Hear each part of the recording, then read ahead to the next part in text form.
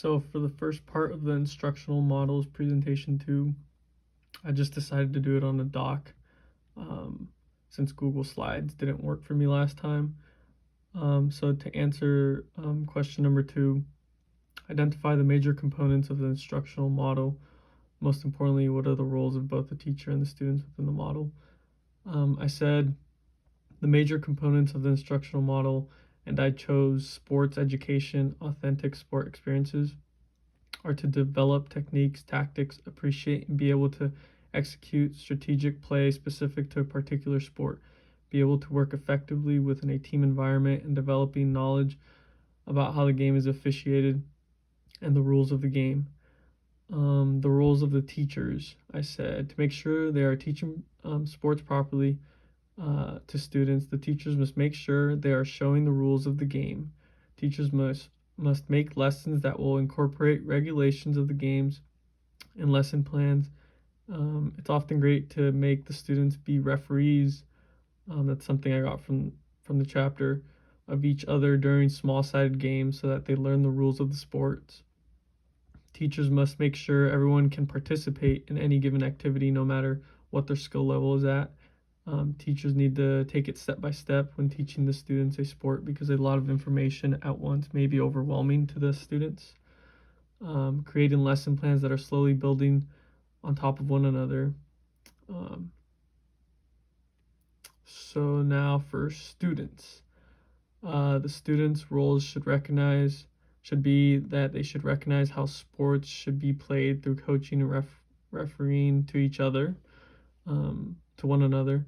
Students must understand that winning isn't everything at this level, and what we are trying to do is make sure that everyone knows the rules and is playing fair. Students also need to understand that the lessons will be based on whether they know the game's concepts. To advance in a sport, to things like tactics, they must first understand the rules and how they must be played. After the rules are understood, students will have to be aware of specific techniques and tactics used in the sports.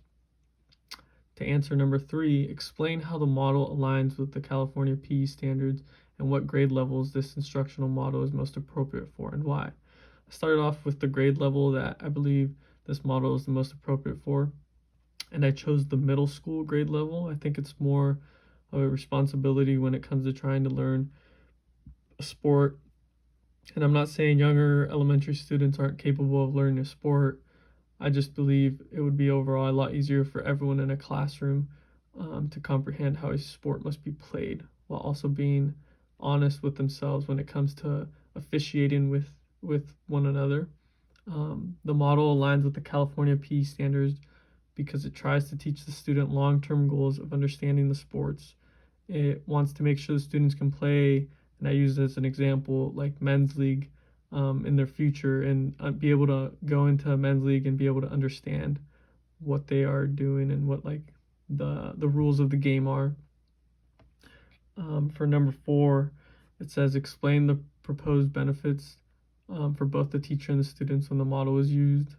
For the teachers, I said proposed benefits are that the model aims to have all the students be able to participate in a sport regarding how much knowledge they do or do not have. I will also allow teachers to spend more time assessing the students, since specific tasks will have students refereeing and teaching and trying to help each other. It will allow for the teachers to have more time. And for the students, I said students will benefit by learning how to properly play sport regarding how much they know or don't know. The learning the students are getting is authentic and will allow them to learn the game while coaching and helping each other out. Another positive will be that students will be able to work on their fitness while playing a sport, and the students will have fun and enjoy it. Now to my lesson plan that I have created. So I chose the grade level that I chose was 7th grade. I'm the teacher. The lessons focused on how to understand the rules and techniques that are used in soccer. So I chose soccer. Okay, so here are the domains. My first domain, so cognitive, I chose 2.2, analyze movement patterns and correct errors. The assessment, I said, to be able to analyze their peers and call any fouls or incorrect activities that aren't allowed in the game of soccer, as well as know why movements are important in soccer. A 3-question quiz will be the way I assess that. For psychomotor, I chose 1.4, demonstrates body management and object manipulation skills needed for successful participation in individual and dual physical activities. For the assessment of the objectives, I said demonstrate that movements should be done in certain situations as well as tactics in soccer. They should also demonstrate knowledge of the rules of soccer. And I will assess this by having a checklist. Now for effective, I chose 5.3, demonstrate an acceptance of difference in physical development and personal preferences as they affect participation in physical activity. I said demonstrating that they're willing to help their classmates and being 100% okay with all the different levels of knowledge of classmates. So everybody's at different levels and they all need to be respectful of that.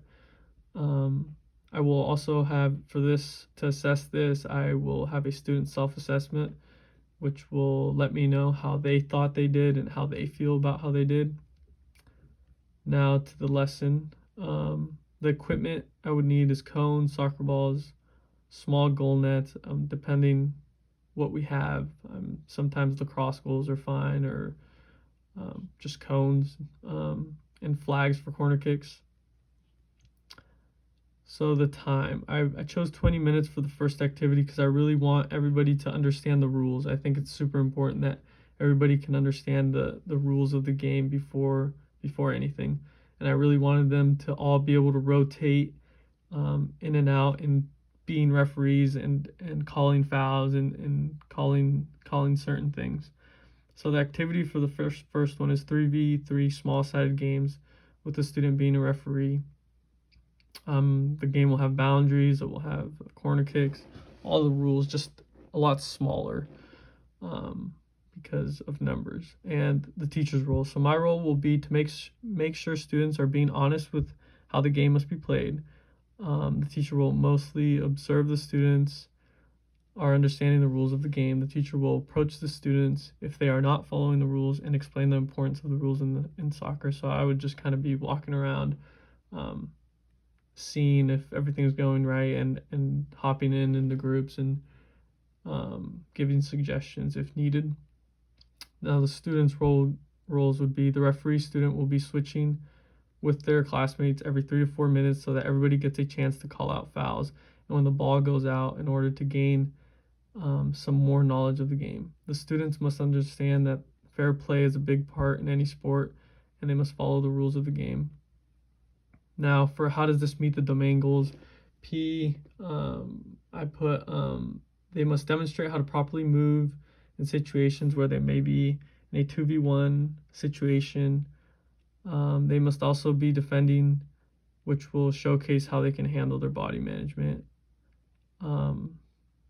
For cognitive, the students will be able to be a referee and call out fouls. And this game will allow for classmates to help each other in learning the rules of the game. I would expect to see students trying to explain to each other why certain things fouls are or why they aren't able to do something. The second drill, I would make it 8 minutes. The drill will be a 2v1 situation where students will be able to work on their knowledge of the game. There are lots of tactics in soccer, but it's important to start off with something simple. So I did. As a teacher, I would make sure the students understand when it's proper to do a 2v1 situation. My goal is to start making them think and look for opportunities where they can create space for each other in order to maximize and create successful chances to score. The student's role is to understand why they are looking to create space for each other. When soccer gets more competitive, there isn't that much space, so it's important that they learn how to create space for each other. So students will be able to demonstrate how to move in different types of directions. Students will be able to learn from their mistakes because there will also be a defender. I will expect students to be uplifting and encouraging each other and getting better. For the second drill, in this drill we will work on the different passing techniques there is in soccer. So just having a partner maybe 10 to 15 yards apart and just practicing the different techniques of passing and just working on that. I will first show examples of all the different types of passing techniques and which are mostly used in soccer. Inside the foot will be the main focus. The student's role will be to practice the different types of passes there is. They will have a lot of time to practice how to pass a soccer ball and learn from their mistakes. The students will be able to work on their body management because they will be having to learn how to kick the soccer ball on the ground and in the air. The students will be able to analyze themselves and learn from their mistakes. They are unable to do a certain pass, they must stop and think about it, and it will just allow them to try and fix it. This will allow for everyone to work on their kicks at their own pace. For my next drill, so it's my last drill. Sorry. It will be a final, depending on numbers. I would want it to be bigger than just small sided. I would actually want it to be full field or just bigger than small sided games. Either 8v8 or 11v11 soccer game. And this would be 9 minutes. I would be the referee in this game. I would want to see everything we worked on prior to getting to this point. I think I said I would like to see fair play, so everybody knowing the rules and following them.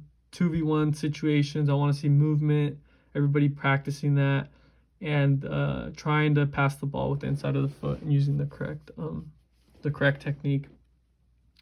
For the student, it's important that all of the students understand the importance of following the rules of soccer and understanding why they are implemented. They should also be looking to work on their movements, creating space for their teammates. Lastly, they should focus on their passing and trying to make accurate passes using the right technique.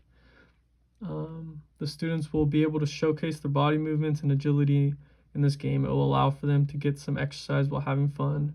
During the game, it is essential that students analyze the way to do a certain thing in soccer. Maybe they messed up, but it's always good to work on that and get it right the next time.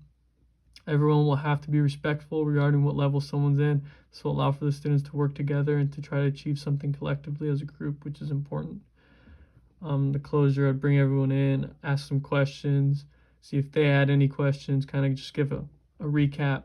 Students should be able to answer questions, ask questions, whatever questions they may need.